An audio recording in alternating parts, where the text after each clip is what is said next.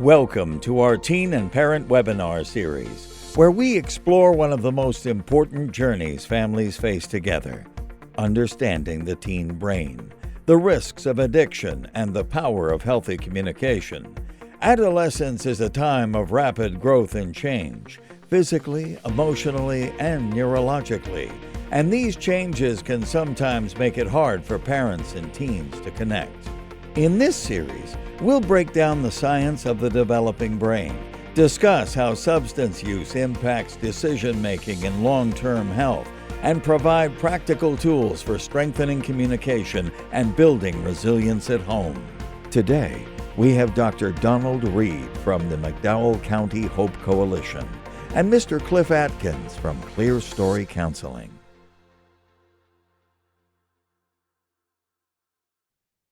Okay, good morning. I'm Dr. Donald Reed with the McDowell County Hope Coalition. Welcome back to our webinar series about communicating with your teenager. Today we have again with us Mr. Cliff Atkins, a licensed professional counselor, and we have Shanita Evans, who is our drug-free communities coordinator, but also a parent.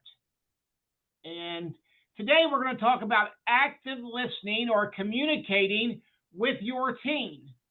Parents and grandparents raising children face unique challenges, not only in daily caregiving, but maintaining those healthy, open communications with their children and teenagers. This webinar is about practical tools for active listening or listening without judgment to help build that trust across generations. Mr. Atkins will guide us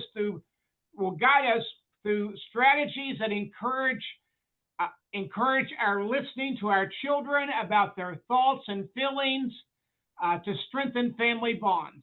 Hopefully, when we're done, we can practice active listening that shows empathy and understanding, recognize and set aside some of our own personal judgments while listening, create those safe spaces for our children to open up about sensitive issues. And as Mr. Atkins often says, that your children should trust you more than they trust Google, and that we use reflective responses that validate feelings instead of escalating conflict. This session is designed to be like a conversation, offering both insight and just practical tips for caregivers to use these strategies in your homes. Again, today with us is Shanita Evans, our local drug-free communities coordinator, as well as a mother of a teenager, and Mr. Therapist Cliff Atkins. Shanita, I will turn this over to you to ask the questions. Thank you, Donald. Our first question is, what are the first steps caregivers can take to begin practicing active listening with their children and teens, especially if this isn't something they've done before? If any caregivers are asking this question, it's a really good question to be asking. I believe the first steps that we could do is in the actual term is listening. Oftentimes as parents, we think that our goal is to, or our role is to respond. That's our main thing in conversations with our kids, is we have all this wisdom and knowledge in our head or warnings, and we want to give that to them.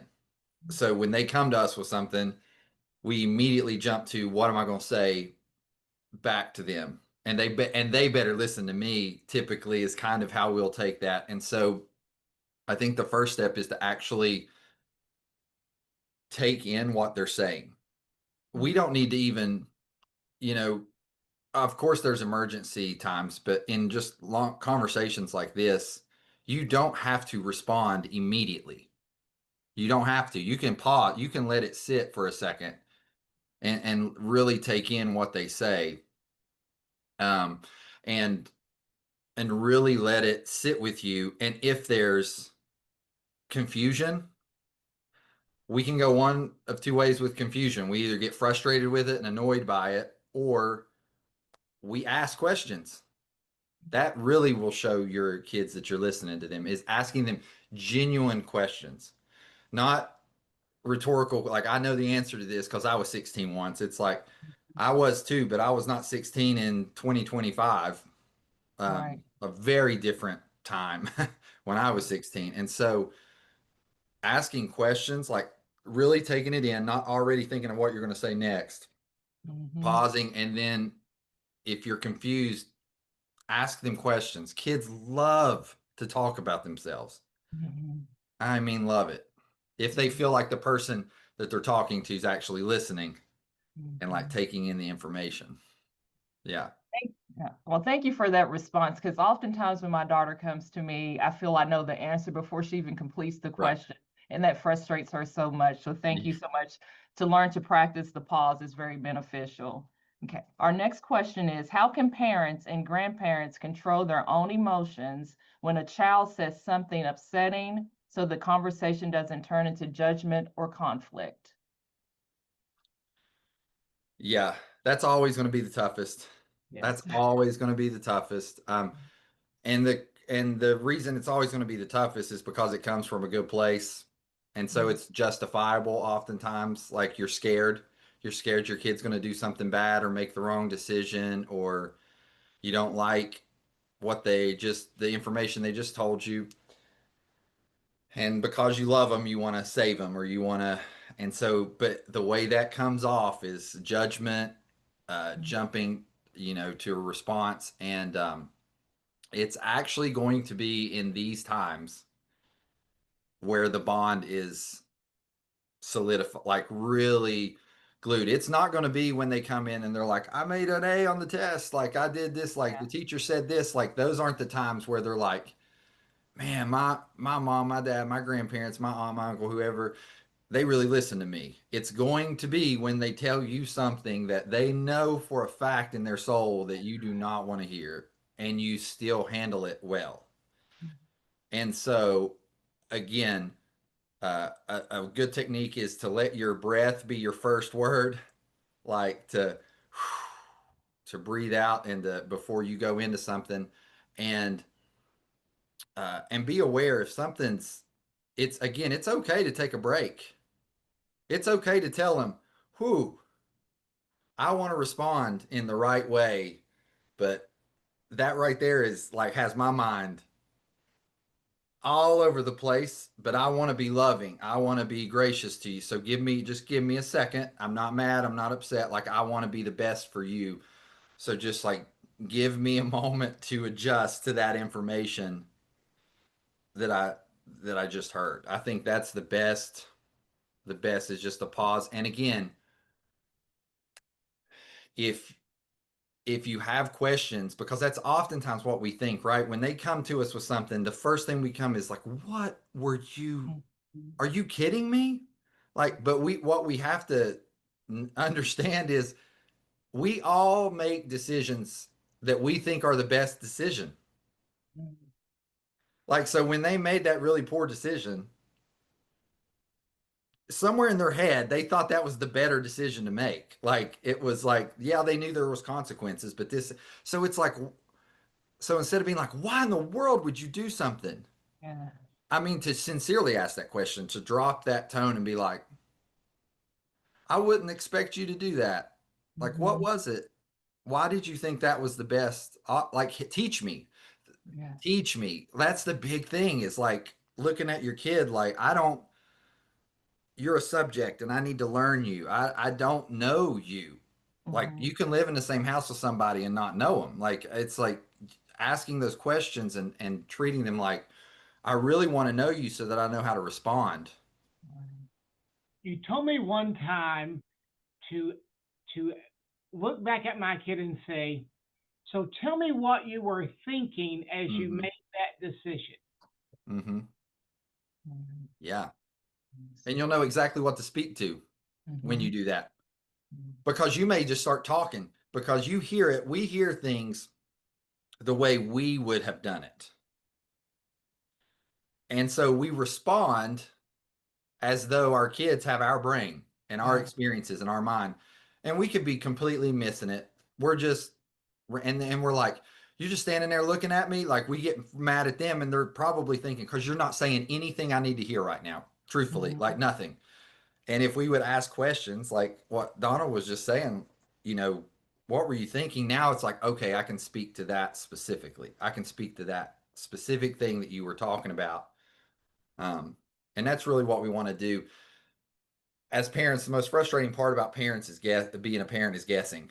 I mean, it's like the guesswork of like, I don't know if this is the right thing to do or not, but we're going with it. But when your kid says, this is what I was thinking, you can talk specifically to that.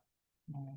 And again, that's very helpful to me because oftentimes when my daughter comes to me with situations, I find myself escalating, making it worse Right. and now I know to just breathe before responding. And like Donald said, ask a question, but ask it with empathy, not, in judgment. And that's very, very Yeah. helpful. Thank you. Great. What strategies help children feel safe enough to open up about difficult topics like peer pressure, stress, and substance use? Hmm. And that's how like what ways to build Yeah, what that. strategies can help them feel safe to talk I about? I think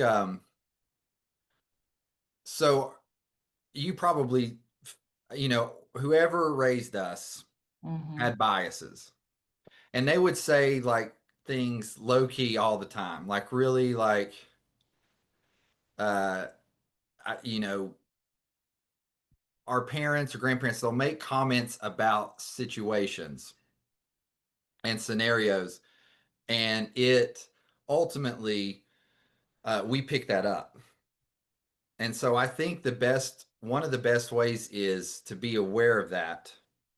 And so, for example, your kid may be 11, hopefully hasn't gone near drugs or any sort of substances.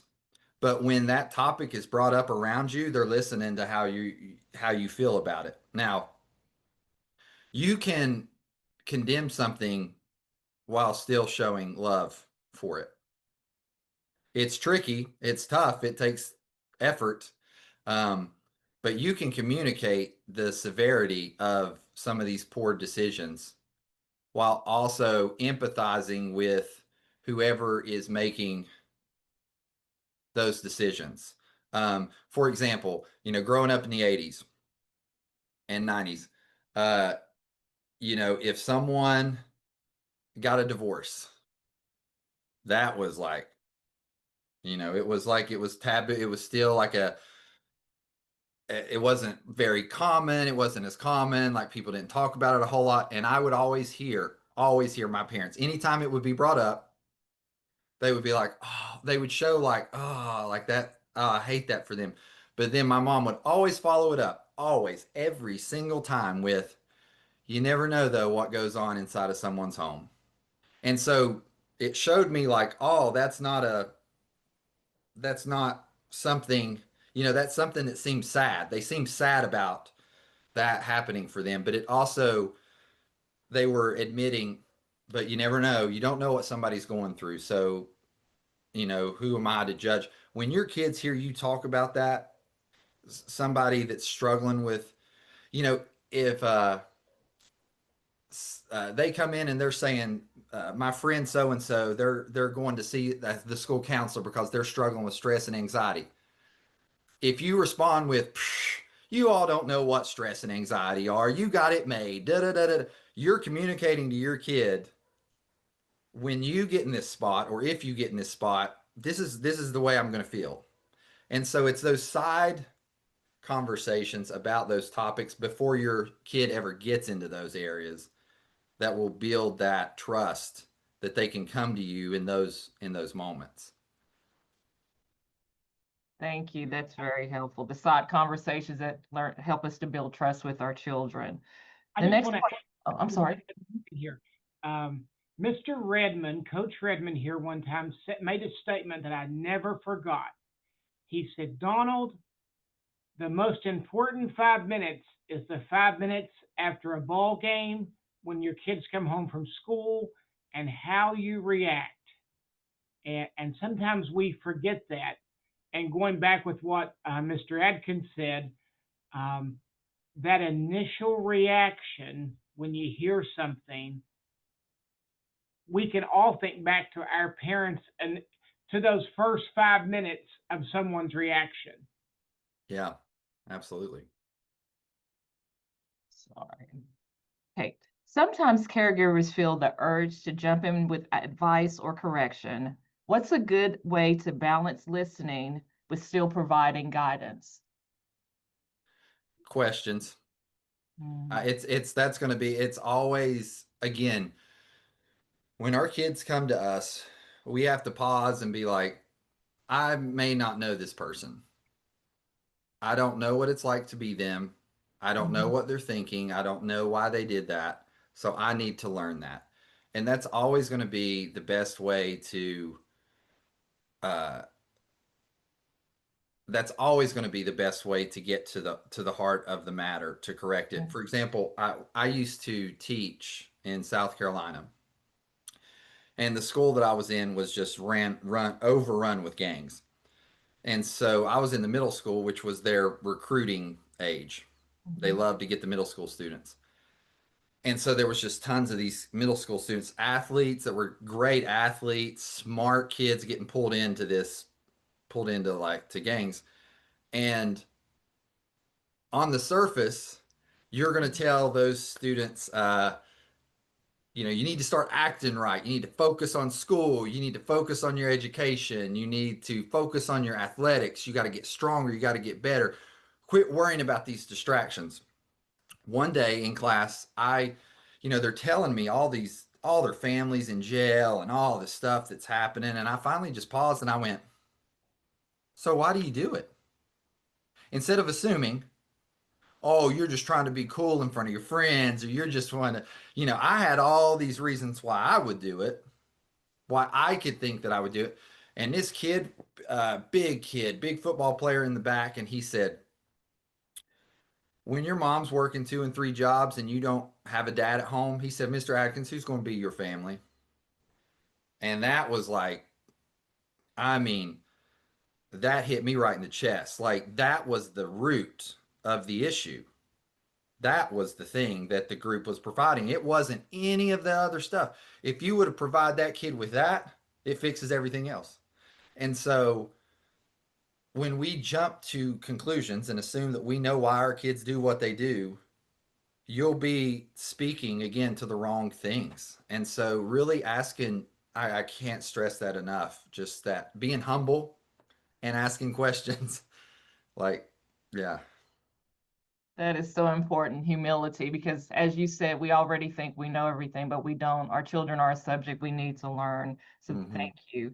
Our next question is, if trust has already been damaged between a child and caregiver, what are some realistic steps to begin rebuilding the trust through communication? Apologizing.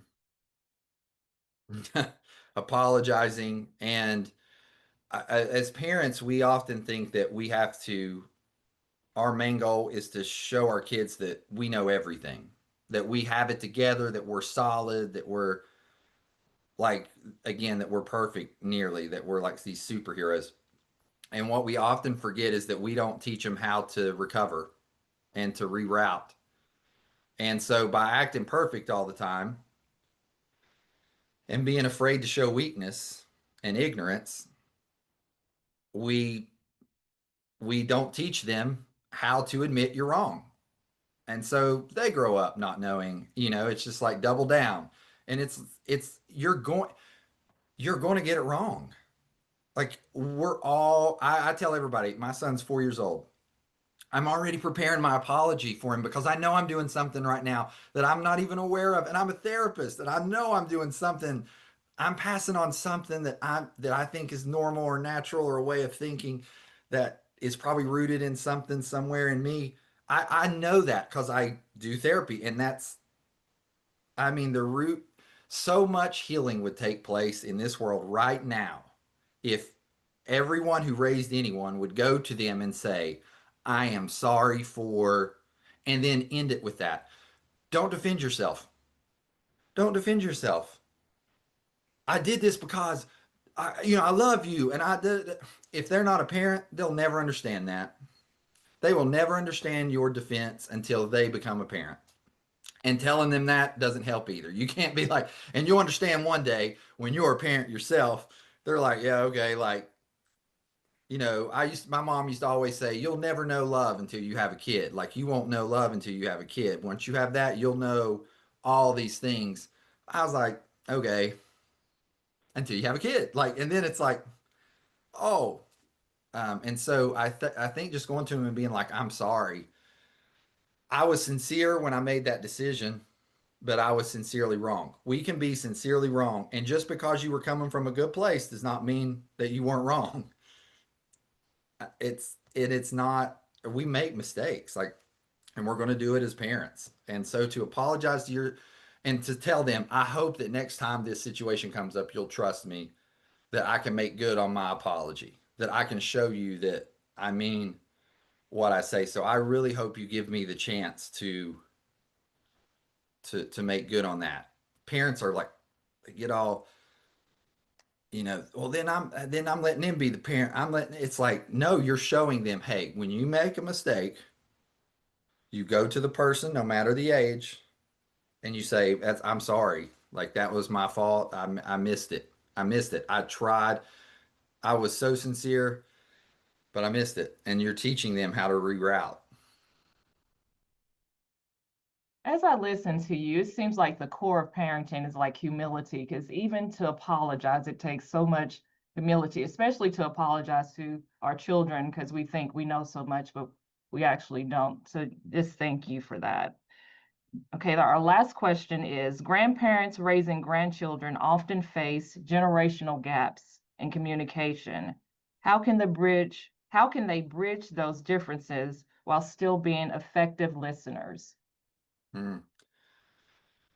I think the way that you bridge that gap is the listening. I think that's how and uh it is not, we put that burden a lot on kids. Like, I'm the adult, I'm the one with wisdom. You should be coming to me for that wisdom. Or I'm the adult, you're going to sit there and listen. I'm going to take over this and you're going to sit there and take in my wisdom. When the problem solving part of their brain is so far from being formed, it's so far from being formed. And you know, I tell everybody, you need your kid, you want your teenager to be a little bit rebellious. You do, or they'll never leave your house. Like, you want them, you just want to guide that rebellion in a positive way. You want your kid to start thinking, I could do better. I could, if I have my own place, I could do better. That's not a bad thought. It's a bad thought when they start acting on it too early. And that's what, like, again, I expect my son. I expect him to think he can do better and know more than me. He needs to feel that. I just got to take that and then guide that into, like, okay, what do you think could be better? Now, I'm not going to take offense to that. Of course, I thought I could do better than my. That's why I moved out. That's why I was like, I can't wait till I'm 18. I'm on my own, making my own money. My parents were great, but I thought I could do better. If I was on my own, I could make my own decisions, and that freedom would be, that's a good. But it's like, okay, what would you do? Oh, you're making me come in at this time. Okay, well, what time would you come in? Not saying that you're going to make the rules. I'm not, that's not what this is, but what do you think? Let's have a conversation about that. Why do you think 11 and I think 9? I'll tell you why I think 9. I'll hear you when you think 11. I'll hear you out. And ultimately, I'm not going to down what you say. I'm going to say, okay, I see from your point of view, you think that's good. And so when you're 18, like, that'll be the time. I hope you stick to that. In the meantime, I ask you, you're going to stick to 9, but I'll hear you out. Like, I'll listen to you and see what you think. Because sometimes they may tell you something that you've never thought of, or you may have a rule in place that's archaic, that's silly, honestly, that's arbitrary. And when they give you their reasoning, you be humble and be like, okay, yeah, you're right. That's kind of crazy, isn't it? Or when they say it, say it back to you. I know I tell this story all when I was 18, I decided I don't push this for anybody, but at the time I was going to get a piercing right there in my lip, and my Southern West Virginia Appalachian dad was like, I'm 18. It's that weird time, and he was like, he's a preacher, and I just looked at him and I said, "Is a hole the size of a needle going to cause God to stop talking to me?" And he goes, I mean, I could see it on his face. He was like, "No." And I said, "Okay, Dad." And he was like, "Well, I wish you wouldn't do that." And I'm like, "All right, that's fair. That's fair. That's fair." But it's like we got to that in talking. And he could have come back at me with whatever, but he was humble and was like, "All right, good point, fair. Like, this is just my opinion. It's not law. It's not this. It's my opinion. This is what I would like to see for you. But you're a young man. You do whatever you want." But it's I think the burden is on us to bridge that gap, and it's not to bridge that gap to mean I'm gonna bring my son to the 90s and I'm gonna bring my son to the 80s. It's I'm gonna come to my son in 2025. I'm gonna come to him because this is the now. This is what matters.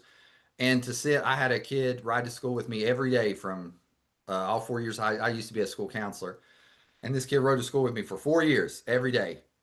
I learned more in that 20-minute ride to school and 20-minute ride home than I ever learned in a college class that I would ever learn, like watching anything. And that was just him telling me, "Oh, we got this app now and we do this with this." And I couldn't get on the Wi-Fi at school. I'd just call him out of class, bring him down. I'd be like, "Get my phone on the Wi-Fi," because I know everybody, you all are all on your phones. I know you know how to do it. I'm not asking you to show me, but just do it, please. Like, get me on the 2 seconds. Like, here you go. Like, you're on the why. And so asking those questions is so it's invaluable to them. It makes them feel so important because they are. That's the kicker, right? The reason why we jump to conclusions and freak out and panic is because they mean the world to us. Like, that is why we do it. Um, it's not coming from a bad place. Um, so it's like, get to know. And I would tell grandparents, that's a weight, that's a heavy weight right now because culture is changing so fast constantly. Um, and it may not be what you planned to take in grandkids or to take in, that may not have been the plan. But since you did do it, and since that is the hand that's dealt, and that's the way, the path that you're walking, take those extra 5 minutes after things and just start learning your kids. Just start learning. Do not, screens are not bad, but what they watch on screens can be.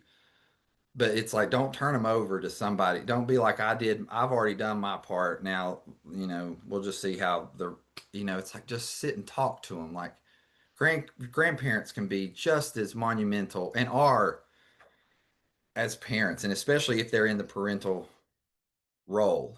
And the kids, once you start asking them questions, they will in turn go, "You wouldn't do that? Well, what would you have done?" They'll start asking you questions because you're modeling that. You're already modeling that for them. And so they'll start asking you questions. And like I do always say, we need to be safer than Google. I guess I need to start changing that to AI, to Chat GPT, like, because they're going to ask somebody. They're going to ask somebody. And we all did. We all asked somebody, and you want it to be you. You do not want it to be, so and so's uncle that's crazy, that's wild, and they're like, "Well, I know he won't judge me because his life is a wreck." And it's like, yeah, and he'll give you that kind of advice, you know. Well, thank you. Our time is gone. But for our listeners, I would like to just challenge our parents and grandparents. Take one thing that Mr. Therapist said, just one thing. Maybe it's that 5 minutes after school or 5 minutes after a game. Maybe it's that pause when they text you or they tell you something that you're not prepared to hear. Maybe it's that asking a question back to get their feedback instead of automatically giving your wisdom. Take some of those practical tips, just take one. Start putting that into practice and begin to see the difference in the communication in your home. And then come back and listen to this again and do something else, add step number 2. And for those of us who are following this series, next month, the webinar is actually just for teens, and it's going to be about peer pressure, stress, and teen decision making, specifically around social media. So thank you for joining us, and we will see you next month. Have a great day.